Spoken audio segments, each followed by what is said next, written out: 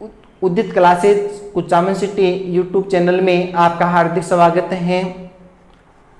हमने last video में चर्चा की थी राजस्थान का भौतिक प्रदेश या राजस्थान का भौतिक विभाजन, और पहला भौतिक विभाजन पश्चिम मरुस्थलीय प्रदेश है, और पश्चिम मरुस्थलीय प्रदेश पर हम चर्चा कर रहे थे। तो अपना लास्ट वीडियो में जो पॉइंट था पश्चिम मरुस्थलीय प्रदेश की प्रमुख विशेषताएं, और उन्हीं विशेषताओं को हम आगे बढ़ाते हैं। तो पश्चिमी मरुस्थलीय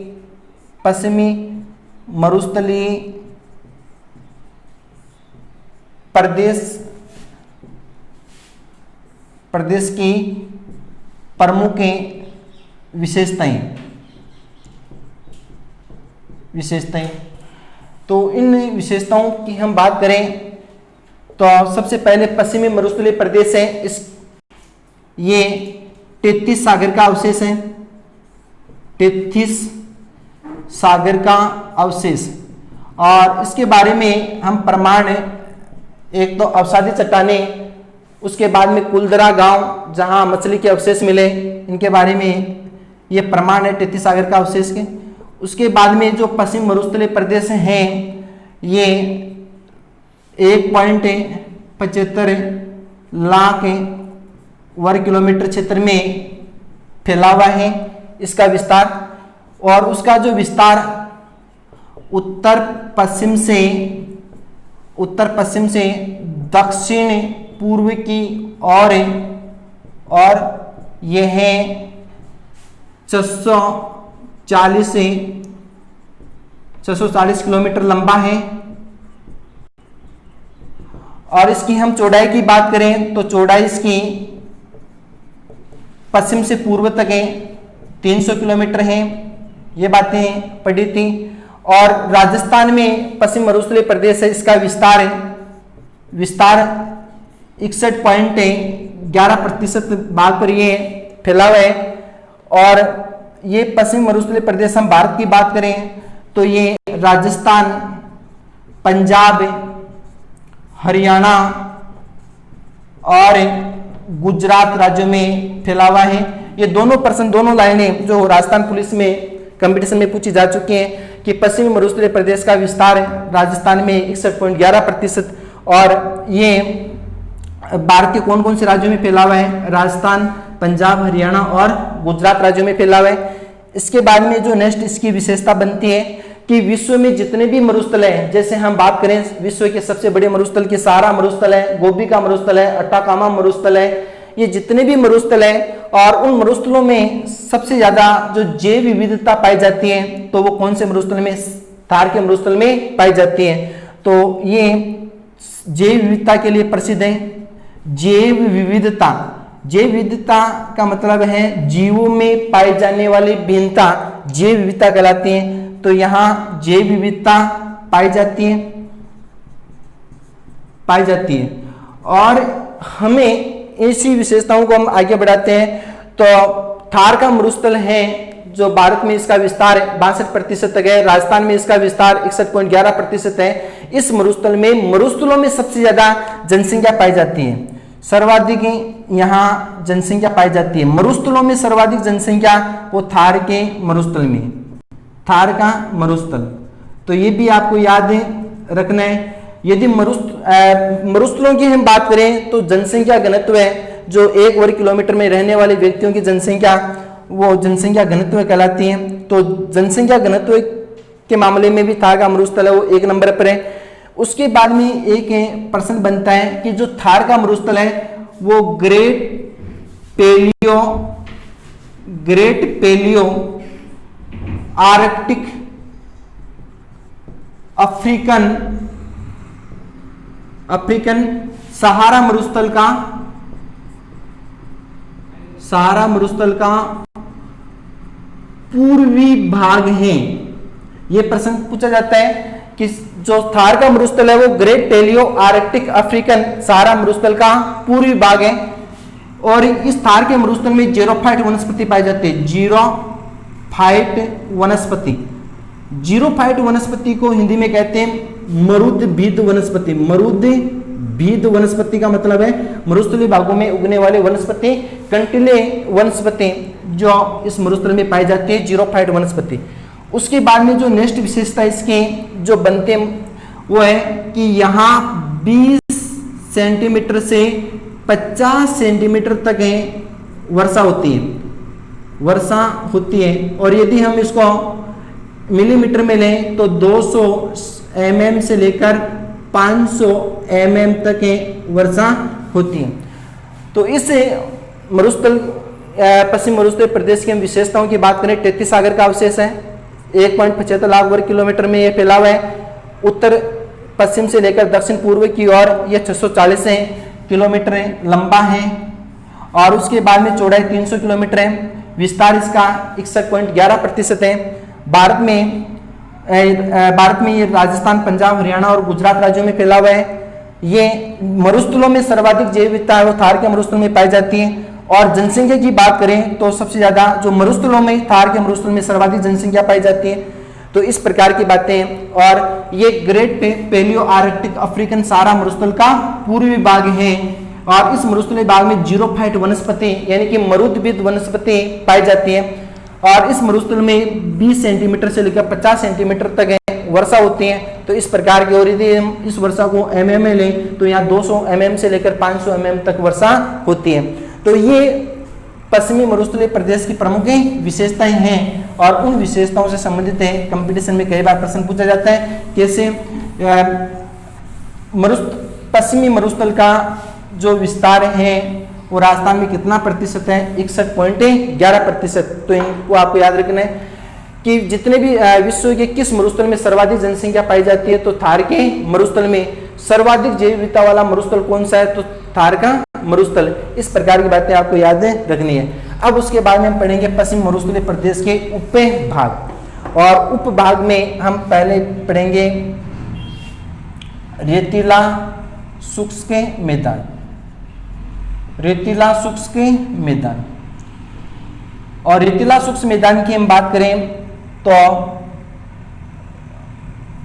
राजस्थान का मानचित्र और राजस्थान के मानचित्र में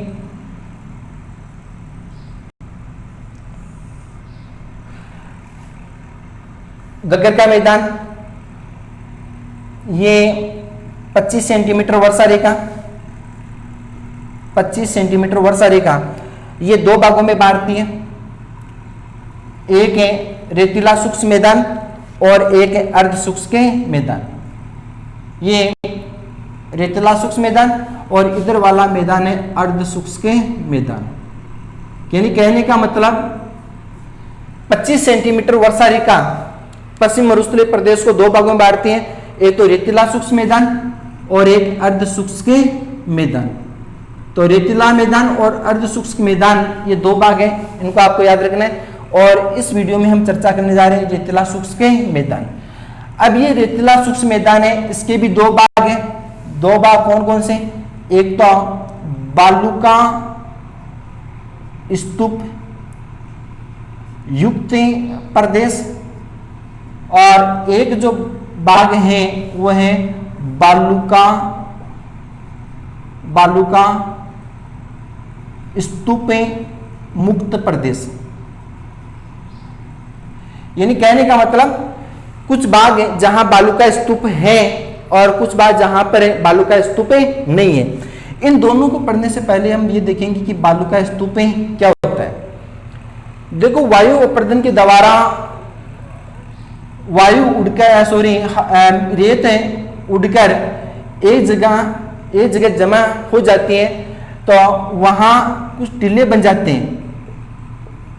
वायु अपर्दन के द्वारा मिट्टी उड़कर, रेतीली मिट्टी उड़कर एक जगह एकत्रित हो जाती है जहां टिल्ले बन जाते हैं और उन टिल्लों को बालूका स्तूप के नाम से जाना जाता है, या हम इसको बोलते हैं टिब्बा।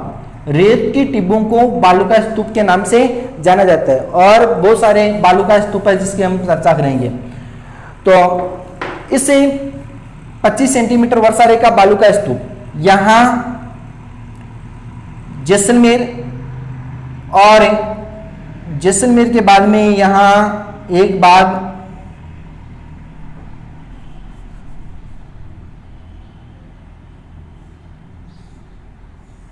इस प्रकार से ये बाघ है बालू का स्तूप मुक्त प्रदेश, यानी कि जैसलमेर,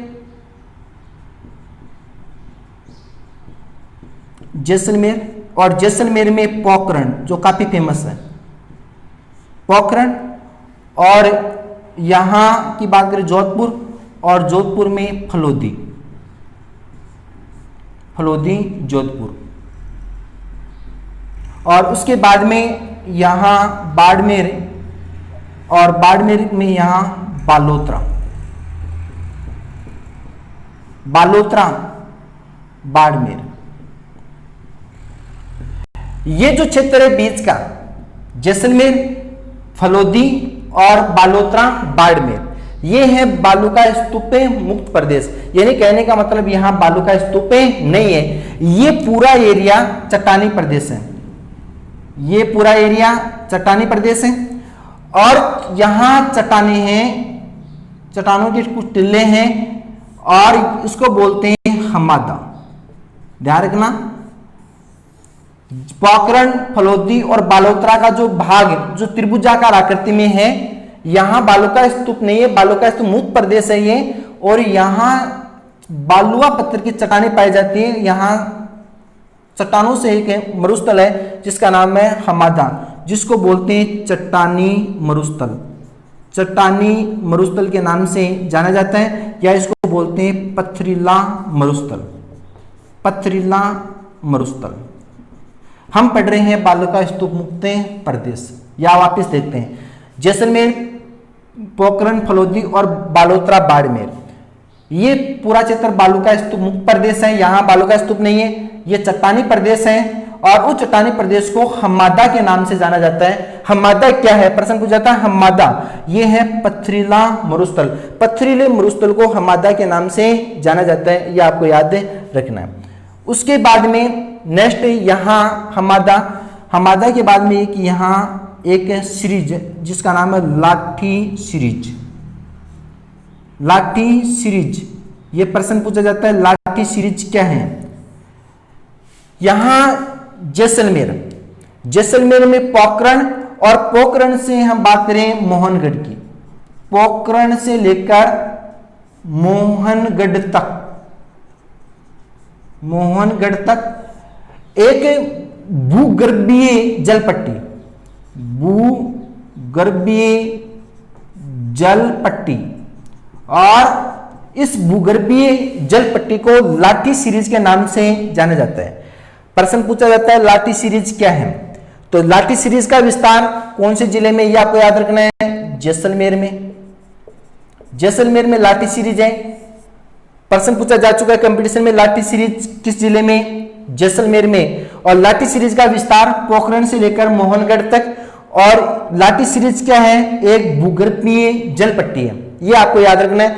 प्रश्न पूछा है लाठी सीरीज है एक गाय की नस्ल, एक मरुस्थल का नाम, या एक भूगर्भीय जल पट्टी। चार ऑप्शन में जो भूगर्भीय जल पट्टी है उसको लाठी सीरीज के नाम से जाना जाता है। और ये एक है जो जल पट्टी है वो पोखरण से लेकर मोहनगढ़, और ये दोनों है वो जैसलमेर में। तो लाठी सीरीज का विस्तार जैसलमेर जिले में है, और ये लाठी सीरीज है वो किस भाग में पाई जाती है, बालू का स्तूप मुक्त प्रदेश में ये पाई जाती है, ये आपको याद रखना है।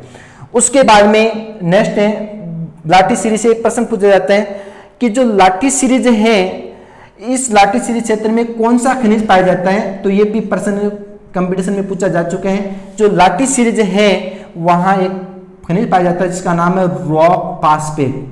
ये रॉक फास्फेट है वो लाठी सीरीज में पाया जाता है। लाठी सीरीज है वो रॉक फास्फेट खनिज के लिए प्रसिद्ध है, ये भी आपको याद रखना है।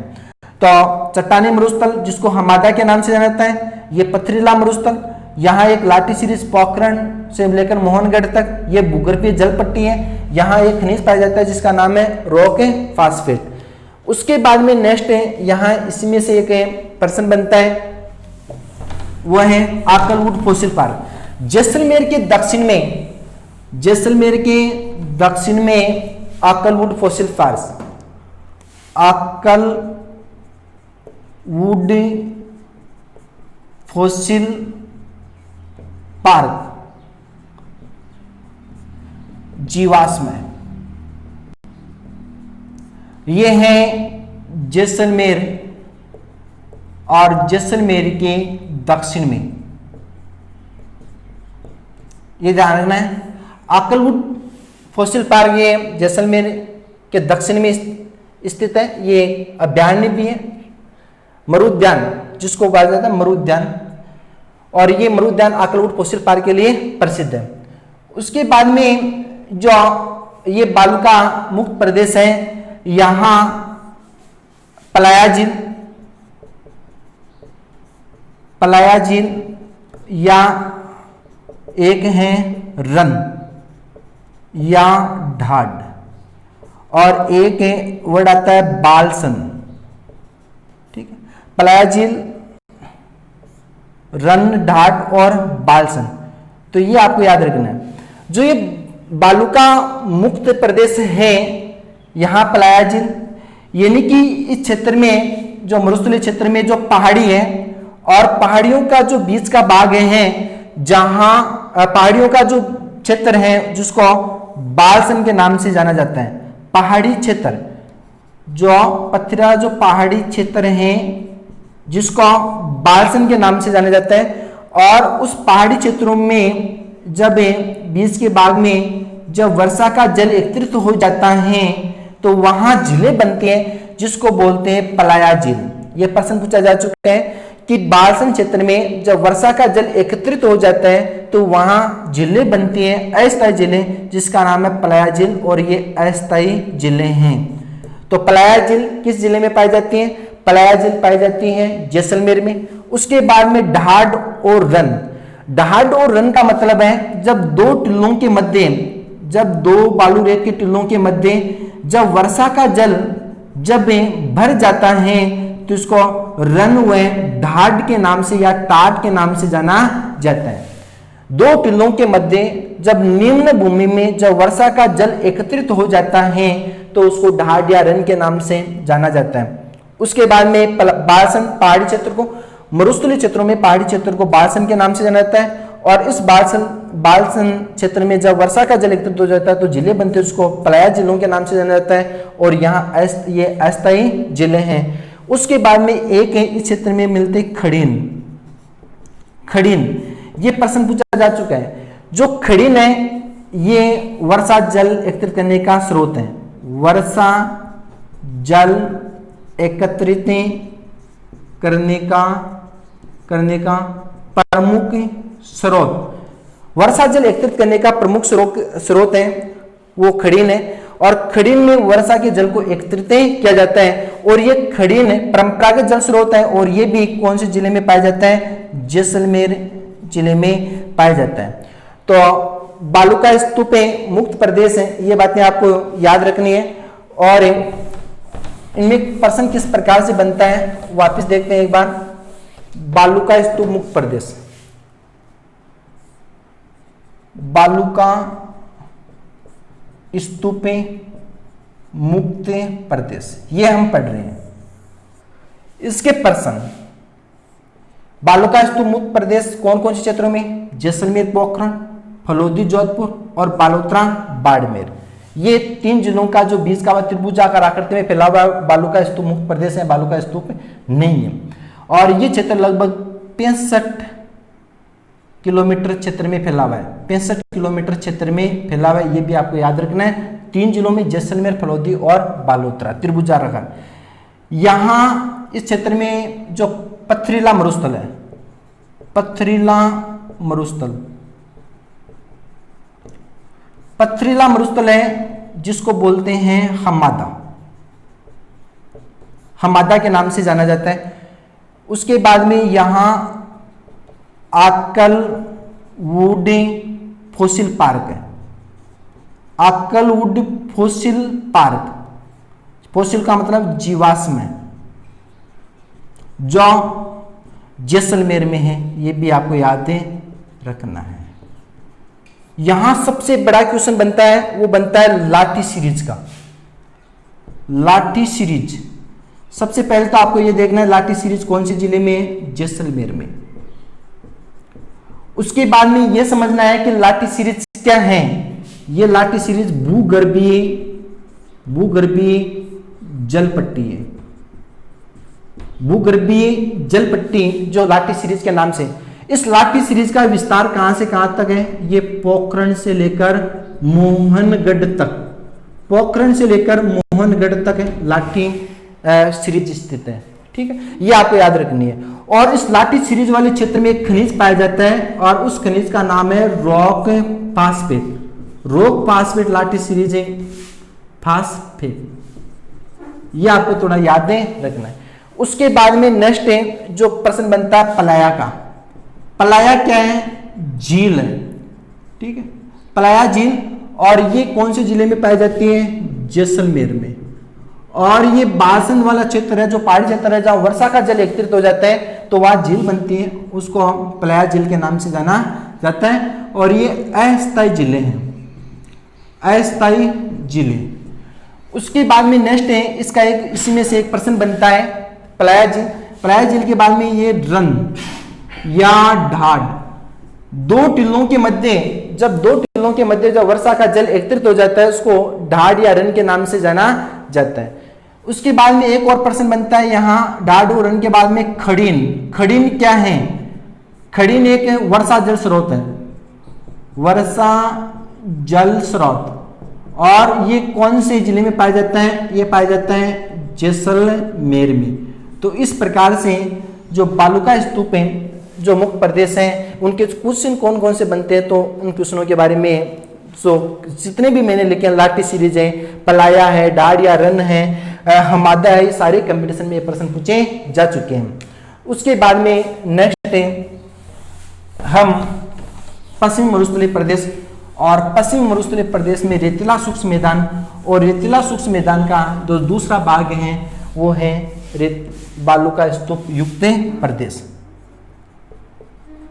बालूका स्तूप युक्त प्रदेश। बालूका स्तूप युक्त प्रदेश की हम बात करें तो 25 सेंटीमीटर है,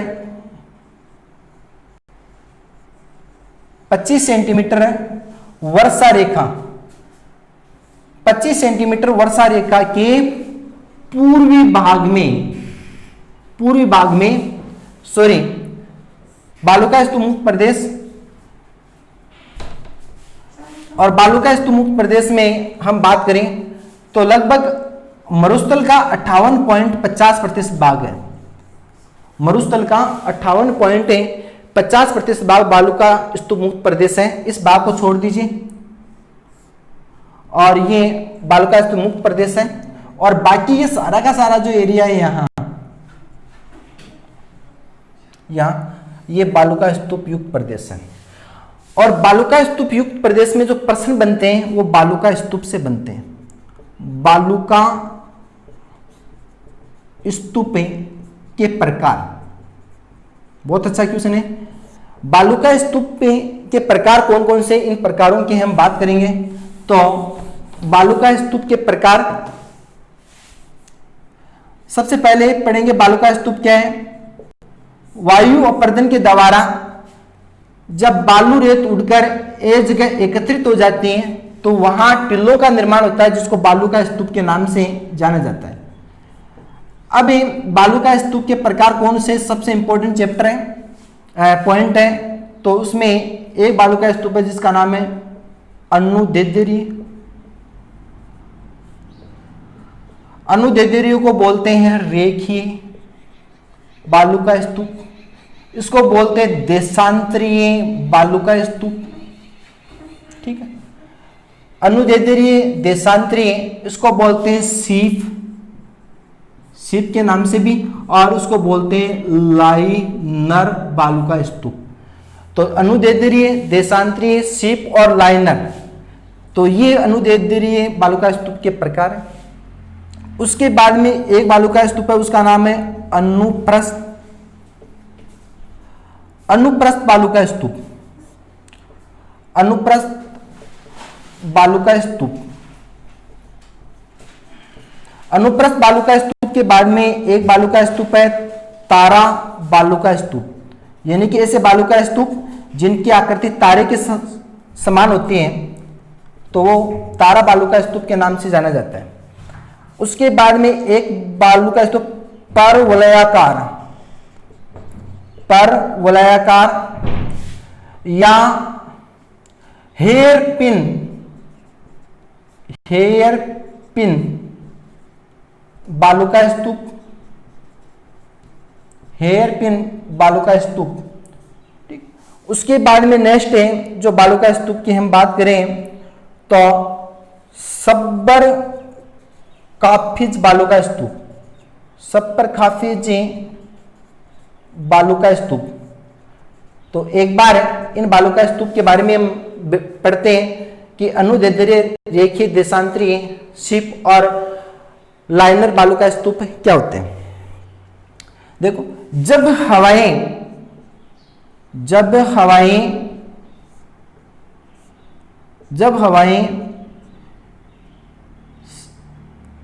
हवाएं एक सीधी रेखा में जब चलती है तो वहां टिल्लों का निर्माण होता है। एक रेखा के रूप में जब हवाएं समानांतर दिशा में चलती हैं,